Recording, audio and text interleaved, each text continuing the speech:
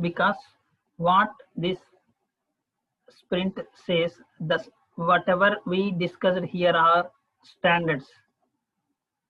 Every sprint, before a sprint starts, sprint backlog is mandatory thing. And the day one when we are starting a sprint, so sprint planning meeting is a mandatory, and every day daily stand up 15 minutes meeting, this is also mandatory.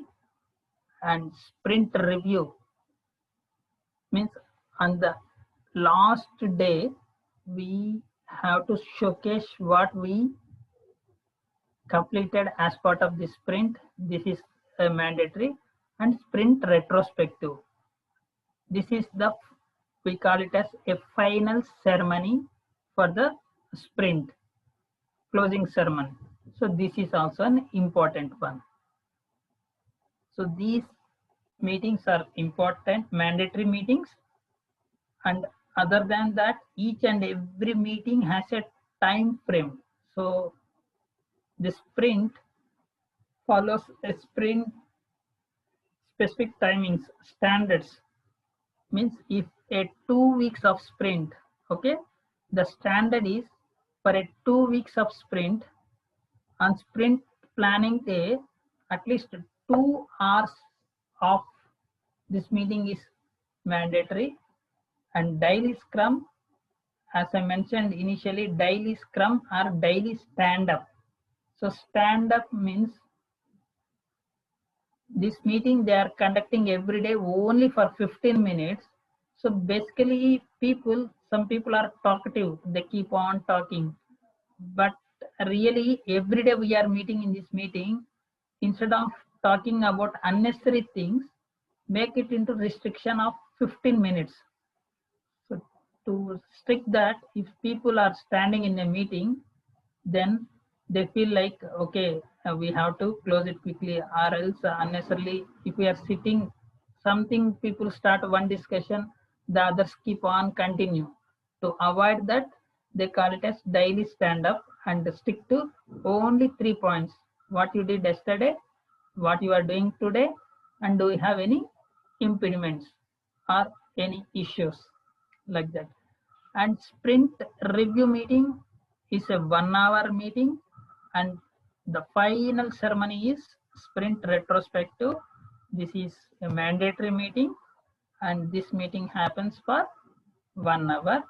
Going forward, I will explain in the retrospective what are all we discuss. There are things what we did better and what we need to do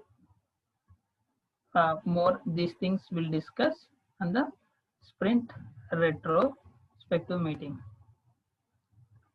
Okay, next question: how to manage the sprint spillover? That is, stories does not complete in one sprint. Yeah, very good question. So this spillover, so due to any reason, if